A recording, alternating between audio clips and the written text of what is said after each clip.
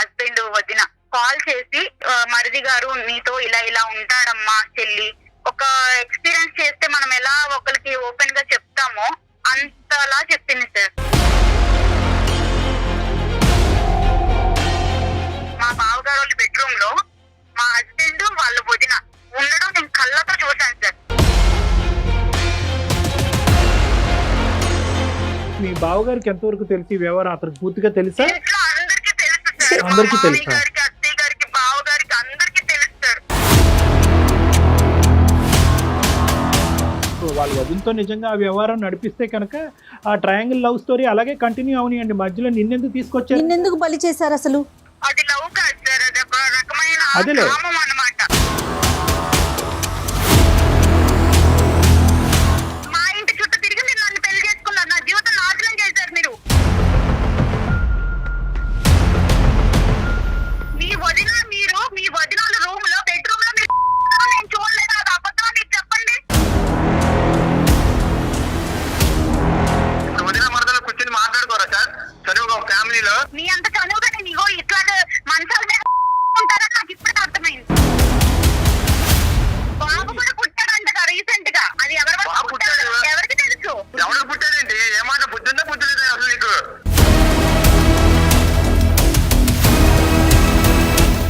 ఏంటంటే మీరు మంచాల మీద ఎలా పడు సంవత్సరాల తరబడి ఎన్ని మందులు వాడినా మీ మోకాల నొప్పులు తగ్గట్లేదా? ప్రాణ పెయిన్ క్లినిక్ లో అత్యాధునిక చికిత్స.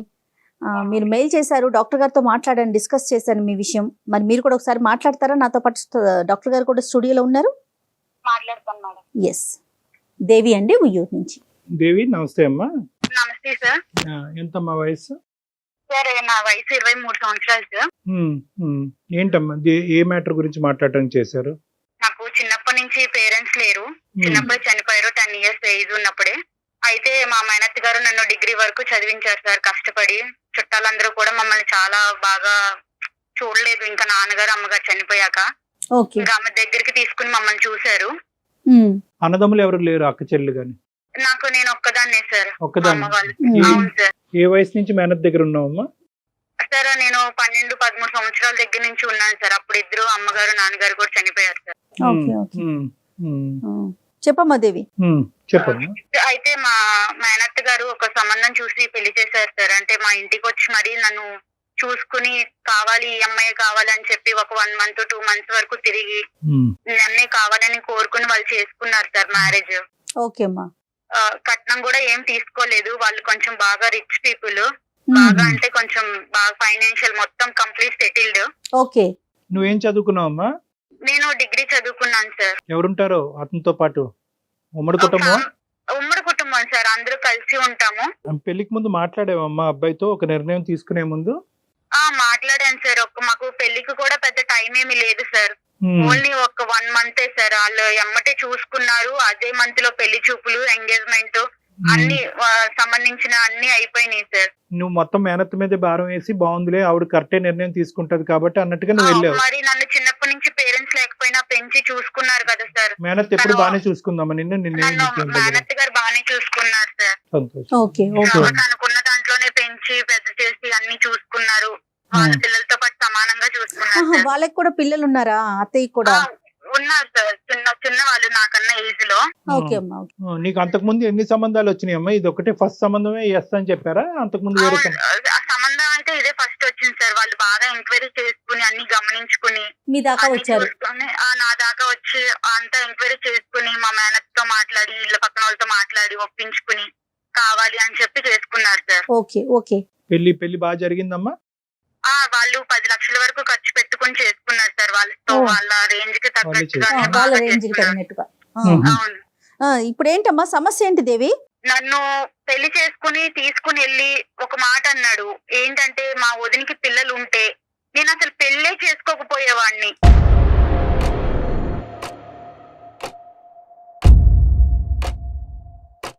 వదినికి పిల్లలు ఉంటే నన్ను చేసుకోకపోవడం ఏంటి, నాకెందుకు ఇట్లా మాట్లాడాడు ఈయన అని చెప్పేసి నేను కొంచెం లోపల చాలా బాధపడ్డాను మేడం. ఆ తర్వాత ఈవిడ ఏమన్నారంటే, నాకు ఎక్కడ ఈయన అన్న ముందు కన్నా నాకు ఎక్కడ అనుమానం కలిగిందంటే, ఈ మా ఫస్ట్ నైట్ అప్పుడు మా అంటే అక్క, మా బావగారి వైఫ్, మా హస్బెండ్ వదిన కాల్ చేసి ఈవినింగ్ టైము వీళ్ళు ఫస్ట్ నైట్ కి మా ఇంటికి వస్తారు అన్న టైంలో కాల్ చేసి వీళ్ళిద్దరు, ఈమె ఎలా చెప్పిందంటే మీ హస్బెండ్ మరిది గారు నీతో ఇలా ఇలా ఉంటాడమ్మా చెల్లి, నిన్ను ఇలా చేస్తారు ఇట్లా ఉంటారని ఆమె ఎట్లా చెప్తుందంటే కంప్లీట్ లైవ్ ఒక ఎక్స్పీరియన్స్ చేస్తే మనం ఎలా ఒకరికి ఓపెన్ గా చెప్తామో అంతలా చెప్పింది సార్.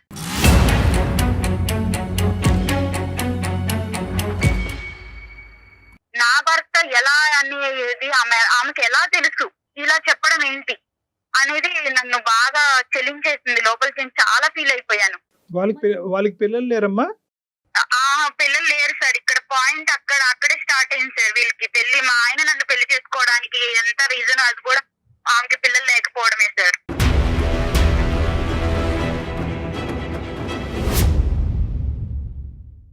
వీళ్ళకి మా బావగారు వాళ్ళకి పెళ్లి అయ్యి 6 సంవత్సరాలు అయింది సార్. 6 సంవత్సరాలు అయింది. పిల్లలు అస్సలు లేరు. చాలా మందులు వాడారు, చాలా పెద్ద పెద్ద హాస్పిటల్స్ కి వీళ్ళకి ఉన్న డబ్బులు మొత్తం చాలా వరకు దానికే ఖర్చు పెట్టారు. అయితే 6 సంవత్సరాల వరకు పిల్లలు లేరు. తర్వాత వీళ్ళు అంతా ఫ్యామిలీ అంతా ఒకటే సార్. ఎట్లా అంటే ఇలా పేదింటి అమ్మాయిని చేసుకుని, ఇలా తల్లిదండ్రులు లేని వాళ్ళని చేసుకుని ఇట్లాంటి ప్లాన్ వేసి ఇలా ఒక క్రైమ్ లాగా చేస్తారు సార్ లైఫ్ ని. కానీ నాకు తెలియక అడుగుతానమ్మా, ఇది అసలు మీ భర్త ఏదైతే ఒక ఎజెండాతో నిన్ను పెళ్లి చేసుకున్నాడో ఆ ఎజెండా సీక్రెట్ గానే కంటిన్యూ చేయొచ్చు కదా. నీ ఎదురుగుంటా కూర్చుని మా వదినకి పిల్లలు ఉంటే కనుక నిన్ను చేసుకుని ఉండేవాడిని కాదు అనే మాట నీకు డిక్లేర్ చేయవలసిన అవసరం ఏముంది? అదే నాకు అర్థం కాలేదు సార్. ప్రతిసారి ఆవిడ కూడా మా ఇద్దరు మాట్లాడుకున్నప్పుడు మధ్యలో రావడం, మేము గదిలో కలిసి ఉన్నప్పుడు వచ్చి డోర్లు తీయడం, ఇట్లాంటివన్నీ చేసింది. ఇవన్నీ కూడా నాకు చిన్న చిన్న అనుమానాలను కలిగించినాయి. అయితే ఒక రోజు నేను చూడకూడని చూశాను సార్. వాళ్ళిద్దరు రూమ్ లో, వాళ్ళ బెడ్రూమ్ లో, మా బావగారు వాళ్ళ బెడ్రూమ్ లో మా హస్బెండ్ వాళ్ళ వదిన ఉండడం నేను కళ్ళతో చూశాను సార్. అది ఎలా అంటే ఒక చెప్పకూడని పీక్ టైం సార్. అది అసలు టూ మచ్. అది నేను తట్టుకోలేకపోయాను సార్. అది నా భర్త వేరే వాళ్ళతో ఉండడం అనేది నేను అసలు యాక్సెప్ట్ చేయలేకపోయాను. అది కూడా సొంత వదిన.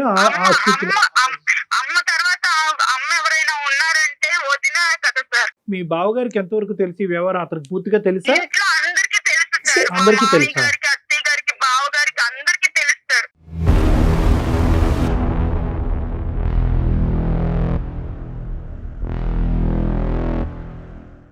అందరికీ తెలుసు. కూడా నాలాగా లేని పరిస్థితి నుంచి వచ్చి తామను కూడా అలాంటి ఇంటి నుంచి చేసుకున్నారు. వీళ్ళు ఇద్దరు అన్నదమ్ములు కూడా లేట్ మ్యారేడ్ సార్. మా బావగారికేమో 40 ఏళ్ళకి పెళ్లి చేశారు, మా ఆయనకేమో 38 ఏళ్ళకి పెళ్లి చేశారు, నాకేమో 23 సంవత్సరాలు. ఎంత గ్యాప్ చూడండి సార్. సరే నాకు పెళ్లికి ముందు చెప్పలేదు సార్ వీళ్ళు ఇవేమి, తర్వాత చెప్పారు. చెప్తే నువ్వు ఎందుకు చేసుకుంటావు కానమ్మా. వీళ్ళందరూ ఏంటంటే అలాంటి బకరాలను ఎదుర్కొని ఎవరైతే కనుక దిగు స్థాయి దిక్కులేనటువంటి వాళ్ళు ఉంటారో, ఎదురు దాడి చేయరు, ఎటువంటి ప్రశ్న అడగరు, ఒక మూలన పడి ఉంటారు. అయినా కానీ నిన్ను చేసుకోవటం ఎందుకమ్మా? ఇప్పుడు అంటే పెళ్లి అనే ఇప్పుడు వాళ్ళ వదినతో నిజంగా ఆ వ్యవహారం నడిపిస్తే కనుక ఆ ట్రయాంగిల్ లవ్ స్టోరీ అలాగే కంటిన్యూ అవనియండి. మధ్యలో నిన్నెందుకు తీసుకొచ్చారంటే ఎందుకు బలి చేశారు అసలు? అది లవ్ కాదు సార్, అది ఒక రకమైన కామం అన్నమాట. నీ దురదృష్టం ఏంటంటే కనుక ఇక్కడ కట్నం అడగకుండానే చేసుకున్నారు, పెద్దింటి కుటుంబంలో చేసుకున్నారు, తల్లిని పిల్లని చేసుకున్నారు, జాలిపడి చేసుకున్నారు అనే యాంగిల్లో ఎంతో కొంత ఒక వ్యవహారాన్ని కనుక్కోకుండా, ఎందుకంటే ఇలాంటివి ఎక్కువ దాగేటటువంటి కాదమ్మా. సార్ వీళ్ళకి ఫస్ట్ నుంచి కూడా రిలేషన్ ఉందని చెప్పేసి చుట్టుపక్కల వాళ్ళకి, ఇంట్లో పనిచేసే ఒక పని ఆవిడికి, అందరికి కూడా వీళ్ళ మీద చిన్న అనుమానం అనేది ఉంది సార్. నీకు వెళ్ళాక గానీ తెలియలేదు అంతేనమ్మా? వెళ్ళాక గానీ తెలియలేదు. ఈయన కూడా ఫస్ట్ నుంచి కూడా ఇట్లా నాకు ఫస్ట్ నైట్ అప్పుడు చెప్పడం, ఈయన ఇలా ఇవన్నీ కూడా ఇంకా నేను కూడా స్లోగా అందరినీ కనుక్కోవడం ఇలా జరిగింది సార్. ఇవి జరిగిన తర్వాత మా మామయ్య గారికి, అత్తయ్య గారికి అందరికి కూడా నేను దీన్ని ఎక్స్ప్లెయిన్ చేశాను మేడం. చేసినందుకు నన్ను వాళ్ళు ఆ రోజు సాయంత్రమే తీసుకొచ్చేసి మా ఇంట్లో మా మేనత్త దగ్గర నన్ను దింపేసి, మీ అమ్మాయిని ఇలా పెంచారు మీరు ఇలాగే పెంచడం, ఇలాగే ఈ అమ్మాయికి మంచి మర్యాద అని చేసుకున్నాం మేము, మా మీద బొరుగు జల్లుతుంది అంటే వాళ్ళ వైపు ఏమి తప్పు లేనట్టుగా మాట్లాడుతున్నారు అంతేనమ్మా? మాట్లాడి మా మేనత్త గారికి చెప్పి దింపేసి వెళ్ళిపోయారు మేడం. మేడం మా మామయ్య గారు. మరి అత్తయ్యకి మీరు ఎక్స్ప్లెయిన్ చేశారా? అందరికి చెప్పాను మేడం. ఇప్పుడు మీ మేనత్తకి వాళ్ళందరూ ఒక్కటే తెలిసి వాళ్ళందరూ తెలిసి ఇది అనేది జరుపుతున్నారు.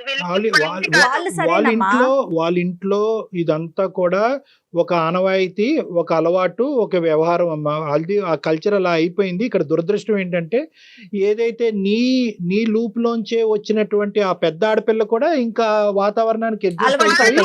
మింగిలైపోయింది సార్. వాళ్ళు వేషాలన్నిటికీ తందన పలుకుతుంది. ఆమె సెట్ అయిపోయింది. మీ మేనత్త కూడా నిన్ను అర్థం చేసుకోలేదా? ఆవిడేమంటారు? ఏదో చేసుకున్నావు అక్కడ, అందుకే వాళ్ళు తీసుకొచ్చి దింపారు. ఏం జరిగిందో చెప్పంటే ఏదో నాకు చెప్పాను. అయినా కూడా అలా ఎలా చేస్తారు అంటే వీళ్ళని ఎలా నమ్మించేశారు వాళ్ళు. నిజం కాదు నమ్మట్లా. సో నువ్వేదో ఇక్కడ కావాలని నాటకం ఆడి నీ జీవితాన్ని నువ్వు పాడు చేసుకుంటున్నావు అనేటటువంటి ఆలోచన మా అందరికీ కూడా ఇక్కడ ఏ కోసాన కూడా మాకు లేదు. ఏమన్నా మాట్లాడదామా కళ్యాణ్ గారు? సార్ నేను ఏంటంటే ఇప్పుడు నా జీవితం అనేది పెద్ద క్వశ్చన్ మార్క్ లో పెట్టేశారు సార్. ఇప్పుడు నేను దానికి సమాధానం వెతుక్కోలేకపోతున్నాను. ఎంతకాలం అక్కడ కలిసి ఉన్నావమ్మా? ఎంతకాలం కుటుంబంలో ఉన్నావు? నేను ఒక 20 రోజులు 22 రోజులు అట్లాగే కలిసి ఉన్నాను సార్. నెల లోపే సార్. ఈ 2 years పాటు, ఈ 2.5 years పాటు మీ ఇద్దరి మధ్యన కమ్యూనికేషన్, మెసేజెస్, అతను మీ ఇంటికి రావటం నెంబర్లన్నీ బ్లాక్ చేసేసారు. నేను అక్కడి నుంచి వచ్చాక కూడా నేను కాల్ చేస్తున్నానని చెప్పేసి నా నెంబర్ బ్లాక్ చేసేసారు సార్. వాళ్ళ ఇంట్లో వాళ్ళకి చేస్తే మా అబ్బాయికి ఫోన్ చెయ్యొద్దు, మా అబ్బాయితో మాట్లాడొద్దు, ఏదన్నా ఉంటే నువ్వు పెద్దోళ్ళని తీసుకొచ్చుకో, మాట్లాడుకో, నువ్వేమి ఇట్లా కాల్ చేసినంత మాత్రాన నీకు ప్రేమ ఉందని మేమేం కరిగిపోము, నువ్వు పెద్ద మాట్లాడాల్సిన మాటలు మాట్లాడి నిందలేసి వెళ్ళిపోయావు. అసలు నువ్వేం ఎక్స్పెక్ట్ చేస్తున్నావమ్మా? ఇప్పుడు ఏం లేదు మేడం, అటు నాకు డైవర్స్ ఇవ్వట్లేదు, ఇటు నన్ను తీసుకువెళ్ళట్లేదు. ఈ పెద్ద మనుషులు తీసుకెళ్ళి మాట్లాడినా కూడా అది ఉపయోగం లేకుండా పోయింది. వాళ్ళకున్న ఇన్ఫ్లుయెన్స్ తో ఏమేమో మాట్లాడి మమ్మల్ని మ్యానిపులేట్ చేసేసారు. ఇక్కడ నాకు ఎటు క్వశ్చన్ లేక నేను యూర్ ఓపెన్ టు ఆల్ కదా. అంటే ఒకటే నేను అడిగేది ఏంటంటే యూర్ ఓపెన్ టు ఎవ్రీథింగ్ కదా. డైవర్స్ అయినా మళ్ళీ కలిసి వాళ్ళు ఏదైనా మార్పు వచ్చి ప్రత్యేకమైనటువంటి స్ట్రింజెంట్ కండిషన్స్ పెట్టుకుని అక్కడ నీకేం కలిసి ఉండాలనే ప్రయత్నంతోనే నేను అందమైన జీవితానికి మెయిల్ చేశాను. కలిసి ఉండాలనే ప్రయత్నం. నేను ఆ ఇంట్లో వాళ్ళందరి మధ్యలో కలిసి అయితే ఉండలేను సార్ నా భర్తతో. ఇప్పుడు నీ భర్తని వాళ్ళు మౌల్డ్ చేసి, మాడిఫై చేసి ఆ విధంగా ఉచ్చులోకి తీసుకెళ్లి పిల్లలకు అనేటటువంటి మెషిన్ లాగా పట్టుకెళ్లారనే ఉద్దేశమా నీకు? అంటే నీ భర్త ఇప్పటికీ నీ భర్తను నువ్వు ట్రస్ట్ చేస్తున్నావా కాబట్టి భర్త బయటకు వస్తే కాపురం చేస్తానని అంటున్నావా?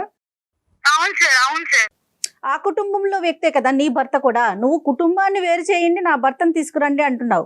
నేను ఒక జాబ్ చేసుకుంటూ జాబ్ లో కూడా నాకు ఎన్ని అనుభవాలు ఎదురవుతున్నాయి సార్. ఒక పెళ్ళయ్యి అమ్మాయి పెద్ద నుంచి మళ్ళా వచ్చి జాబ్ చేసుకుంటుంది అంటే ఎంత నరకం అనిపిస్తున్నానో ఒక ఆడపిల్లగా నాకు మాత్రమే తెలుస్తారు. రాకూడదు. వీలైనంత వరకు ఆ కుటుంబం నుంచి దూరంగా ఉండేటటువంటి ప్రయత్నం గురించే మేము కూడా ఒక ఎఫర్ట్ పెడతాం అమ్మా. కాదు కూడదు అతని వ్యవహార శైలి అలాగే ఉంది అప్పుడైనా డైవర్స్ తీసుకుని నీ మటుకు నువ్వు బతికేటటువంటి, నీ కాలం మీద నువ్వు బ్రతికేటటువంటి ధైర్యం నీకుందా? ఉంది సార్. నేను ఇప్పుడు ప్రెజెంట్ జాబ్ ఇష్యూ తేలాలంతే నీకు. అంతేనమ్మా. అవును సార్. నా జీవితం ఎందుకు క్వశ్చన్ చేశారు, నన్ను ఇలా ఎందుకు మోసం చేశారు, ఇలా ఎంతమంది అమ్మాయిలు జరుగుతుంది. అర్థమైందమ్మా. నువ్వు అదే నేను ఇందాక చెప్తున్నాను కదా, నువ్వు అన్ని డైరెక్షన్స్ ఓపెన్ గా ఉంచితే కనుక మాకు ఈజీ అవుతుంది. లేదండి ఎలాంటి మనిషి అయినా పర్వాలేదు అతనితో పాటే నేను ఉంటాను అంటే కనుక మా ముందు కాలం బంధం వేస్తాను. నేను వెళ్తాను సార్ వేరు కాపురం. లేదు డైవర్స్ ఇస్తానన్నా నేను దేనికైనా సిద్ధంగా ఉన్నాను. నా జీవితానికి ఒక సమాధానం అనేది కావాలి. సరే నెంబర్ ఫోన్ పిక్ చేస్తున్నాడు అతను. ఇట్లా బ్లాక్ చేశాడు. బ్లాక్ చేసేసారు మేడం. ఒక పని చేయమ్మా, నాకు ఒక్కసారి నువ్వు వాట్సాప్ మెసేజ్ పెట్టు, నేనే కాల్ చేస్తాను అతనికి. అలాగే మేడం, అలాగే.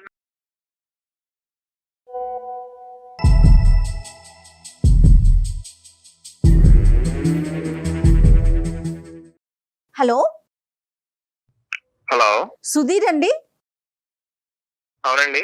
దేవితో ఇంతకు ముందే మాట్లాడాం మేము. దేవి మీ భార్య 2.5 సంవత్సరాల క్రితం కలిసి కాపురం చేసిన మీ భార్య. ఏదో ఒక ఇష్యూ చెప్తా ఉంది సుధీర్. తన్ని మీరు పెళ్ళైన నెల రోజుల్లోనే పుట్టింట్లో వదిలేశారని, ఇప్పటికి 2 సంవత్సరాలు అవుతోందని, పెద్ద మనుషుల ద్వారా వచ్చినా కూడా సమస్యకి పరిష్కారం కావట్లేదు, నన్ను ఏం చేయమంటారు అని మాకు ఒక మెసేజ్ పెట్టింది. మేమే కాల్ చేశాము. సో తన ఫోన్ పిక్ చేయట్లేదని నేనే మీకు కాల్ చేయటం జరిగింది సుధీర్. అసలు ఏం జరిగింది ఏంటి అసలు నేను ఎందుకు ఎక్స్ప్లెయిన్ చేయాలి మేడం? అంటే నేను ఎందుకు చెప్పాలి ఇదంతా? ఎవరు మాకా?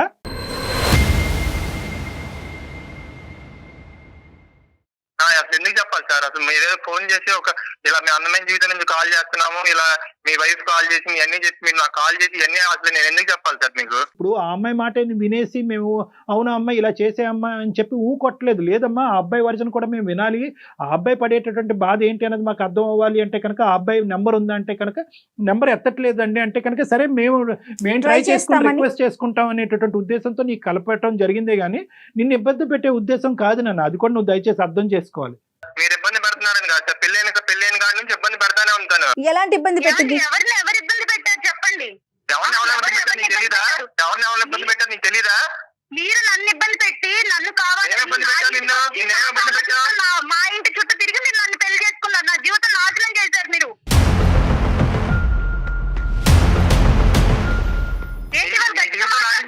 నీ జీవితం నాశనం చేసావు. నువ్వు వచ్చి మా కుటుంబంలో లేనిపోయిన సృష్టించి మా కుటుంబం మేము చక్కగా ఉన్న కుటుంబాన్ని లేనిపోయింది నేను సృష్టించానా? నేను కళ్ళతో చూసిన నిజం కాదా? మీరు మీ వదినాలు రూమ్ లో బెడ్రూమ్ లో మీరు కలిసి ఉండడం నేను చూడలేదు. అది అబద్ధమా? మీరు చెప్పండి. నా కళ్ళు నన్ను మోసం చేస్తాయి అనుకుంటున్నారా? ఏంటి వాళ్ళు మీరు గట్టిగా మాట్లాడుతున్నారు? వదిన నువ్వు సార్ ఎక్కడ ఇప్పుడు వదిన మరదలు కూర్చొని మాట్లాడుకోరా సార్? సరే ఒక ఫ్యామిలీలో పడుకుంటారు, చేతులు పట్టుకుని చేతులు వేసుకుని మంచాల మీద చేతులు పట్టుకుని చేతులు వేసుకున్నా అంటే సార్ ఆ రోజు మా వదిన వాళ్ళ పర్సనల్ ప్రాబ్లం ఏదో మా వదిన వాళ్ళ ఇంట్లో పర్సనల్ ప్రాబ్లం ఉంటే అది నాకు చెప్తుంది సార్. అది నువ్వు ఎవరికి చెప్పమాకని చెప్పి ప్రామిస్ తీసుకుని సార్. అది చూసుకుని తినేదో ఊహించేసుకుని డాక్టర్ గారు నేను చెప్పే అంత అబద్ధం డాక్టర్ గారు. నేను చెప్పే అబద్ధం నీకు అంటే వదిన మార్కులు అంటే ఇంత చదువుకుంటారని నాకు తెలియదు. మరి మీ ఇంట్లో నేను చూసేంత వరకు నేను బయట చూసాను కానీ ఇలాంటివి చూడలేదు. మీ అంత చదువుగా నేను ఇగో ఇట్లాగా మంచాల మీద అంత చదువుకుంటారని నాకు ఇప్పుడే అర్థమైంది. ఒకటి సుధీర్, ఒక్క నిమిషం అమ్మ మాట్లాడమాక. నీకు అదే చెప్పాను లాస్ట్ టైం కూడా మీ అత్తని తీసుకొచ్చి మాట్లాడినప్పుడు. దేవి నువ్వు లేనిపోయిన క్రియేట్ చేయమాక. చక్కగా ఉన్న మా ఫ్యామిలీలోకి వచ్చి నువ్వు లేనిపోయిన క్రియేట్ చేసి ఇప్పుడు మా ఫ్యామిలీ మొత్తం డిస్టర్బ్ అయ్యేలా చేసావు నువ్వు. అసలు ఏం మాట్లాడుతున్నావు నువ్వు? అసలు నువ్వు షోకి వెళ్ళాల్సిన అవసరం ఏంటి నీకు? ఎవరికి తెలుసు? ఎవరికి పుట్టాడండి? ఏమాట బుద్ధి ఉందా బుద్ధి లేదా అసలు నీకు?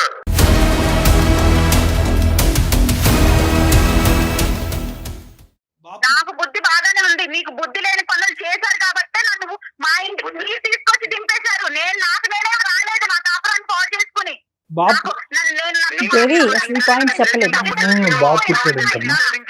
మాకేం సరదా కాదు పెళ్లి చేసుకుని తీసుకెళ్లి దించడానికి. నిన్ను సరదా కాదా? మరి నా జీవితం మీకు సరదా అయిపోయింది. అందుకే నన్ను దింపేశారు మీరు. ఒక 2 minutes ఉండండి. ఇప్పుడు నేను అడిగేటటువంటిది ఒకే ఒక పాయింట్ ఏంటంటే ఈ 16 రోజుల ఫంక్షన్ అప్పుడు మీరు ఆ విధంగా ఎందుకు చెప్పాల్సి వచ్చింది? అంటే పిల్లలు ఉండుంటే కనుక, వదినకి పిల్లలు ఉండుంటే కనుక అసలు పెళ్ళి అనేది రూల్ అవుట్ చేసేసి ఉండేవాడిని అనేది ఎందుకు అన్నారు మీరు? బేసిక్ గా నాకు పెళ్లి అనే దాని మీద నాకు ఇంట్రెస్ట్ లేదు సార్. ఓకే, నేను సింగిల్ గా ఉందామనే పాయింట్ ఆఫ్ వ్యూ లోనే నేను ఫస్ట్ నుంచి ఉన్నాను సార్. ఇప్పుడు అదే మా వదినికి మా అన్నయ్యకి పిల్లలు ఉంటే ఆ పిల్లలతో నేను కొంచెం మంచిగా టైం స్పెండ్ చేసి నా లైఫ్ అలా లీడ్ చేస్తూ ఉండేవాడిని సార్. సో మా అన్నయ్యకి మా వదినికి పిల్లలు లేరు కాబట్టి ఇప్పుడు ఆ అమ్మాయి సంగతి ఆలోచించావా? అంటే నేను దిక్కు లేక ఏ పని పాటు లేక నాకు అవసరం లేకపోయినా కూడా నేను తీసుకొచ్చి ఈ బెడ్రూమ్ లో కూర్చోబెట్టాను అనే ఉద్దేశం ఆ అమ్మాయి కలుగుతుంది కదా. అక్కడి నుంచి ఆ అమ్మాయి ఆలోచన. డాక్టర్ గారు ఏమంటే మనకే పిల్లలు ఉంటే బాగుంటది కదా, అలా ఎందుకు ఆలోచించలేదు మీరు? నువ్వు వచ్చావు మా అమ్మ బాగా చూసుకుంటది మనకి పిల్లలు కలుగుతాయి అని నాతో ఎందుకు అనలేదు? ఆ మాట నువ్వు అనుకుంటా నీకు నచ్చినవి అన్ని నువ్వు ఊహించుకుంటా ఉంటే మనకే పిల్లలు చెప్తున్నా. ఇంకొకసారి మాట అంటే బాగోదు చెప్తున్నా, మళ్ళీ చెప్తున్నా. మీరు ఏం బాగోదు ఏం చేస్తావు చెప్పు.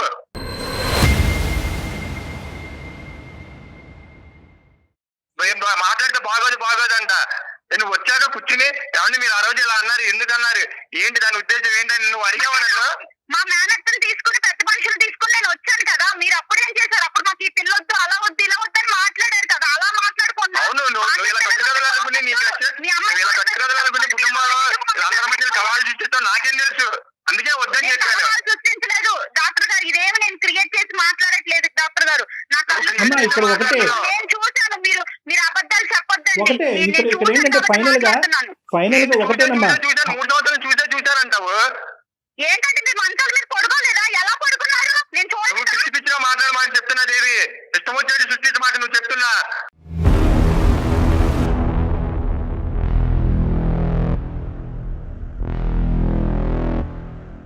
అదే తప్పు నేను చేస్తే మీరు ఊరుకుంటారా? ఊరుకోరు కదా. ఊరుకోరు, ఎవరు ఊరుకోరమ్మా.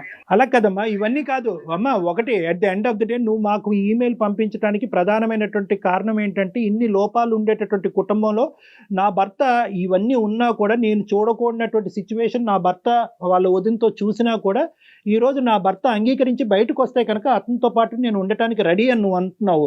దానికి అతను రెడీయా కాదా అన్నది ఫస్ట్ అది తేల్చుకుని దాన్ని బట్టి మనం మిగతా మాటలు మాట్లాడుకోవాలి. కానీ ఇంకా ఒకరి మీద ఒకరు ఇంకా సుధీర్, అది కాదు. ఇప్పుడు ఆ అమ్మాయి నీకు కావాలా సుధీర్? ఆ అమ్మాయిని మీరు స్వీకరించడానికి రెడీగానే ఉన్నారా? సార్ స్వీకరించడానికి రెడీగా ఉన్నారంటే సార్ తను మళ్ళీ వచ్చిన కాడి నుంచి మళ్ళీ ఏదో స్టోరీ క్రియేట్ చేసి మళ్ళీ వెళ్ళిపోతే మళ్ళీ ఎవరు సార్ రెస్పాన్స్? లేదు, ఇప్పుడు ఆ అమ్మాయి ఏంటంటే మీ చిన్న కోళ్ళు లేదని అడుగుతున్నారు సార్. ఈ అంశాలన్నీ పక్కన పెట్టేసి మీ వదిన గారితోనో ఇలాంటి ఇష్యూస్ ఇవన్నీ ఏం మాట్లాడకుండా, మళ్ళీ ఫ్యూచర్లో ఇవి రాకుండా, పాస్ట్ తవ్వకుండా ఆ అమ్మాయి అన్ని కూడా వెనక్కి పెట్టేసి మళ్ళీ మీ జీవితంలోకి రావడానికి రెడీగానే ఉంది. ప్రొవైడెడ్ ద కండిషన్ ఏంటంటే ఆ కుటుంబం నుంచి మీరు బయటకు విడికాపురం రావాలంట. దానికి మీరు రెడీనా అని అడుగుతారు. తీసుకెళ్లే ఉద్దేశం అసలు లేదు డాక్టర్ గారు. ఎందుకంటే ఆయన కోరుకున్నట్టుగా వాళ్ళ వదినకి బాబు కూడా పుట్టాడు డాక్టర్ గారు. నన్ను ఎప్పుడైతే వాళ్ళు దింపేశారో ఆ అమ్మాయి తర్వాత ప్రెగ్నెంట్ అయ్యింది. ఇప్పుడు వాళ్ళ ఇంట్లో బాబు కూడా ఉన్నాడు డాక్టర్ గారు. ఇంకా జరిగాక నన్ను ఇంకెందుకు తీసుకెళ్ళి? ఏం మాట్లాడుతున్నావు? నీకు బుద్ధిందా బుద్ధి లేదా?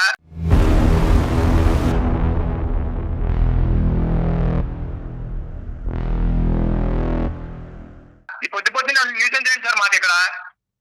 మాకు ఇంక వేరే పనులు ఇవ్వండి. ఇలా ఛానల్ ఫోన్ చేసాము, దేవి ఫోన్ చేసింది, తీసుకెళ్తా ఇవన్నీ ఏంటి సార్ మాకు? చూసారా డాక్టర్ గారు ఎలా మాట్లాడుతున్నాడు ఈయన? అది వీళ్ళ నిజ స్వరూపాలు ఇలా బయటపడిపోతాయి అన్నమాట. మనం గట్టిగా మాట్లాడి కొంటెత్తి మాట్లాడే వాళ్ళు వీళ్ళకి నచ్చరు. నువ్వు ఒక పెద్ద మాట అన్నావు. ఇప్పుడు నేను బయటకు వచ్చినాక వాళ్ళు వదిన గర్భాన్ని దాల్చి ఇప్పుడు ఒక బిడ్డను కన్నది అంటే కనుక దాని ఉద్దేశం ఏంటి? చూసాను కాబట్టి ఇది సిచ్యువేషన్ గా లేదమ్మా, అసలు సందర్భానుసారం లేదు. నా భర్త అటువంటి క్యారెక్టర్ నేను బయటకు రాగానే వదినతో సంసారం చేసి ఇప్పుడు కన్నాడు కాబట్టి ఆ వ్యక్తి అయినా పర్వాలేదు నాకు కావాలి అని చెప్పి మా చేత ఫోన్ చేయించడం ఎందుకమ్మా? ఇప్పుడు నీకు అటువంటి భర్త కావాలా నిజంగా? ఇప్పుడు నిజంగా నువ్వు అన్నదే కరెక్ట్ అని అనుకుందాము. ఈ ఆలోచనలు ఈ ఉద్దేశంలో అన్ని మా పక్క మనసులో పెట్టుకుని అతనితో పాటు మళ్ళీ ప్రయాణం మొదలు పెడతాను, ఓన్లీ కండిషన్ అక్కడ కుటుంబం నుంచి బయటకు రావాలంటే ఇది వర్కబుల్లేనా? మీరిద్దరు ఎప్పటికీ కూడా సుఖ సంతోషాలతో ఉంటారా? మేము కలిపి పంపినా కూడా ఇది వర్కబుల్లేనా? ప్రాక్టికల్ లైన్ లో సుధీర్, ఇప్పుడు నేను ఏ నిర్ణయం తీసుకోలేని స్థితిలో మీకు మెయిల్ చేశాను సార్. దానికి నాకు నా జీవితానికి మీరే ఒక దారి చూపించారు. దారి చూపెట్టాలి అంటే దారి చూపెట్టాలి. ఏదైనా నేను అయిపోయింది. మీకు ఆలోచించుకుని మెయిల్ చేశాను. అతను డైవర్స్ ఇస్తాడా లేదా అనేటటువంటిది అతని సంభాషణలోనే మనకు అర్థమైంది, అతని మాట తీరులో అర్థమైంది. ఇప్పుడు ఫోన్ కట్ చేసి వెళ్ళిపోయాడు. ఇంకా మనకు అర్థం అయిపోయింది అతనికి నువ్వు వద్దు. అదైతే క్లియర్ కట్ గా అతను ఏంటంటే అతనికి నీవు వద్దు అనేటటువంటి మాట అతని నోటి ద్వారా అతను చెప్పకుండానే మీ ద్వారానే డైవర్స్ అప్లికేషన్ అక్కడ పంపించాలనేటటువంటి ఉద్దేశంతో వెయిటింగ్ గేమ్ ఆడుతున్నారు వాళ్ళు. ఇప్పుడు ఏంటంటేనమ్మా అక్కడ జరిగినటువంటి సంఘటన అతను ఒప్పుకోడు. ఎస్ అండి నా వదినతో నాకు ఒక ఇది ఉంది అనేటటువంటిది అతను ఒప్పుకోవట్లేదు. చూసినట్టుగా నువ్వు ఊహించుకుంటున్నావు. అదే ఇప్పుడు నువ్వు ఒప్పుకుంటే మళ్ళీ వాళ్ళకే పరువులు ఉంటాయి, మాకు ఉండవా సార్? మా జీవితాలు ఇలా ఇక్కడ పబ్లిక్ గా నువ్వు చూసింది కరెక్ట్, ఖచ్చితంగా అక్కడ అక్రమ సంబంధం ఉంది అనే విధంగా మేము కూడా మాట్లాడలేవు. కానీ నీ కళ్ళ ద్వారా నువ్వు ఏదైతే చూసావో అది నువ్వు నమ్ముతున్నావు కాబట్టి అక్కడికి వెళ్ళేటటువంటి ఉద్దేశం నీకు ఉందా లేదా అని దేవి మొత్తం నువ్వే చెప్తున్నావు. నువ్వు ప్రాక్టికల్ గా ఆలోచించు. నువ్వు చూసింది మేము సమర్థించలేము అమ్మా. ఎందుకంటే మేము ఎలా సమర్థిస్తాము? అక్కడ మేము సమర్థించలేము. కానీ నువ్వు చూసింది నిజమే. ఆ నిజాన్ని నేను చూశాను కాబట్టి అది నేను జీర్ణించుకోలేను కాబట్టి అక్కడికి నేను వెళ్ళలేను అనేటటువంటి నిర్ణయం అన్నా తీసుకోవాలి. అది జీర్ణించేసుకుని సంసారం జీవితమే ఇంపార్టెంట్ కాబట్టి మిగతా అంశాలన్నీ పక్కన పెట్టేసి అణిగిమణిగి నేను అక్కడే ఉంటాను అనే నిర్ణయం అన్నా తీసుకోవాలి. ఏంటంటే అది ఖండిస్తున్నావు, అది తప్పు అంటున్నావు, అది కరెక్ట్ కాదంటున్నావు, అది దరిద్రం అంటున్నావు. కానీ నా భర్త నాకు కావాలి, అక్కడి నుంచి బయటకు వస్తే కనుక అన్ని మర్చిపోయి కాపురం చేస్తానంటే ఈ రెండు ఎలాగ ఒక పడవలో ఎలా ప్రయాణం చేయొచ్చు? ఇవి కాదమ్మా నువ్వు చూసింది. ఇప్పుడు మీరు నా బాధ అనేది మీకు అర్థమైంది కాబట్టి నాకు అర్థమైంది. నేను ఒకే కంక్లూజన్ నేను చెప్తానమ్మా. ఇప్పుడు ఆ అబ్బాయి అయితే కనుక ఇది ఒక పేపర్ తీసి చింపేసినట్టుగా ఇది చింపేస్తున్నాడు. అదేమీ లేదు, కేవలం మా కుటుంబంలో విడదీయటానికి ఈ అమ్మాయి దాపరించింది కాబట్టి ఈ అమ్మాయిని తీసుకెళ్లి ఆ పుట్టింట్లో వదిలేయటం జరిగింది. మాకు ఇక్కడ ఎటువంటి అలాంటి బూత్ కార్యక్రమాలు ఏమి ఇక్కడ జరగట్లేదు, అటువంటి అంశాలు ఏమీ లేవు అని ఆ అబ్బాయి కళాఖండిగా చెప్పేశాడు. కాబట్టి ఆ అబ్బాయి తప్పు చేస్తున్నట్టుగా ఇలా పబ్లిక్ ఫోరం మీద మేము మాట్లాడటం అనేది కరెక్ట్ కాదు. వదినికి అతనికి ఇంకోటి ఏదో ఉంది అనేటటువంటిది ఇలా పబ్లిక్ ఫోరం మీద మాట్లాడటం కరెక్ట్ కాదు. కానీ at the end of the day okay అందు గురించి ఇక్కడ ఏంటంటే బాధితురాలు నువ్వే, జడ్జి నువ్వే.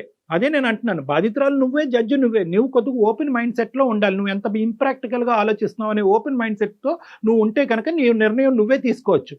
ఒక ఇలాంటి వ్యవహారాలు నడిపించేటటువంటి భర్తతో పాటు నమ్మకంగా నేను ఎలాగా కాపురం చేయగలను, ఎలా నమ్మకంగా అతనితో కాపురం చేసి పిల్లలు కన్ను, ఇది ప్రాక్టికలీ ఇంపాసిబుల్. నెంబర్ 1. నెంబర్ 2 ఏంటంటే ఇక్కడ మోస్ట్ ఇంపార్టెంట్, అతనికి నీ మీద పూర్తిగా నమ్మకం పోయింది.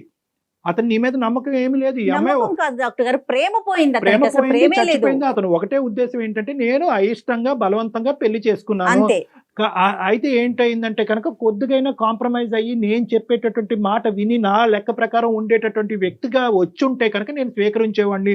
వస్తూనే మా కుటుంబాలను చిచ్చురేపి ఎదురుదాడి చేసేటటువంటి వ్యక్తిని నాకు వద్దు అని చెప్పకుండానే అతను నీకు దండం పెట్టేశాడు అతను. సో ఇటువంటి వాతావరణంలో అసలు ఎంతవరకు అసలు 0.5% అయినా కూడా ప్రాక్టికల్గా మీరిద్దరు సంసారం చేసుకుని ముందుకు వెళ్ళగలరా? No, I don't think it is practically possible. నువ్వే ప్రాక్టికల్ గా ఆలోచించట్లేదు దేవి. సారీ నేను ఇట్లా అంటున్నందుకు. నువ్వు చేయవలసింది ఏంటంటే నీకు కాపురం వద్దు, భర్త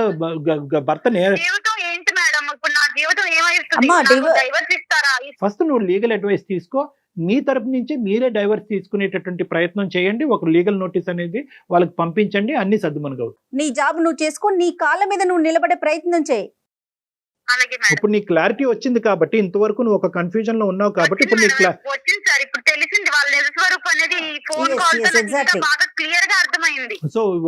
సో నీకు ఏ దారి అయితే నువ్వు ఎత్తుక్కుంటూ వచ్చావు మా దగ్గరికి, ఆ దారి ఇది ఉందమ్మా అని అవైలబిలిటీ అనేటటువంటిది ఒక క్లారిటీ మీకు ఇచ్చాము. నీకు ఆ కన్ఫ్యూజన్ క్లియర్ అయింది కాబట్టి ప్లీజ్ గో హెడ్ అండ్ నీ జీవితం ఏదైతే ఉందో ముందున్న జీవితాన్ని ఒక నమ్మకంతో ప్రయాణం చేయడానికి ప్రయత్నం చేయమ్మా.